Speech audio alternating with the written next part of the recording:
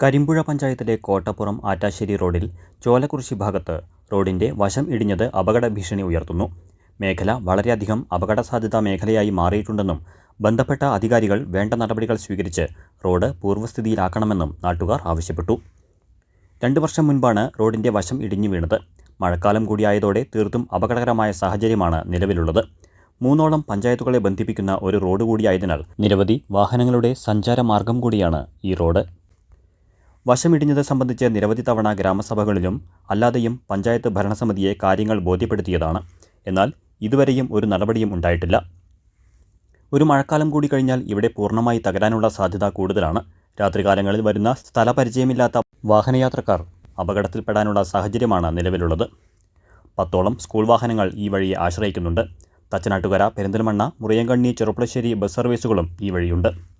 ബന്ധപ്പെട്ട അധികാരികൾ അടിയന്തരമായി വിഷയത്തിൽ ഇടപെട്ട് വശം ഇടിഞ്ഞത് പൂർവ്വസ്ഥിതിയിലാക്കി ജനങ്ങളുടെ സുരക്ഷിതത്വം ഉറപ്പുവരുത്തണമെന്ന് നാട്ടുകാർ ആവശ്യപ്പെട്ടു. കരിമ്പുഴ പഞ്ചായത്തിലെ കോട്ടപ്പുറം ആറ്റാശ്ശേരി റോഡിലെ ഈ ചോലകുറിശി എന്ന് പറഞ്ഞ ഈ സ്ഥലത്തെ ഈ റോഡ് വളരെ അപകടം പിടിച്ച ടേണിങ്ങുള്ളൊരു സ്ഥലം കൂടിയാണ്. ഇവിടെ വളരെ 2-3 വർഷം മുമ്പ് ഈ റോഡിൻ്റെ സൈഡ് ഇടിഞ്ഞു പോയിട്ടുണ്ട്. അത് ഈ കണ്ട കാലമായിട്ടും ഗ്രാമസഭ ഉൾപ്പെടെയുള്ള കാര്യങ്ങളിൽ, പഞ്ചായത്ത് ഉൾപ്പെടെയുള്ള കാര്യങ്ങളിൽ ഇവിടെ ബന്ധപ്പെട്ട നിവാസികൾ ഉൾപ്പെടെ എല്ലാ ആളുകളും ബന്ധപ്പെട്ട ആളുകളോടൊക്കെ പരാതി രൂപത്തിലും മറ്റുമായിട്ട് അവതരിപ്പിച്ചാണ്. പക്ഷേ എന്നാൽ കാലം ഇത്രയായിട്ട് ഈ റോഡിൻ്റെ യാതൊരു പണിയും നടന്നിട്ടില്ല.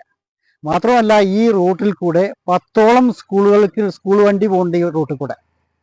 മാത്രമല്ല 4-5ഓളം വരുന്ന ബസ് റൂട്ടുകൾ കോട്ടപ്പുറം ആശുപത്രി പഞ്ചായത്ത്, കൂടാതെ തച്ചനാട്ടുകര പഞ്ചായത്ത്, മുറിയങ്കണ്ണി, ചെറുപ്പുളശ്ശേരി, കരിങ്കലത്താണി ഉൾപ്പെടെയുള്ള ഭാഗങ്ങളിലേക്ക് 2-3 പഞ്ചായത്തുകളെ ബന്ധിപ്പിക്കുന്ന ഈ റോഡ് വളരെയേറെ പ്രാധാന്യമുള്ള റോഡ്.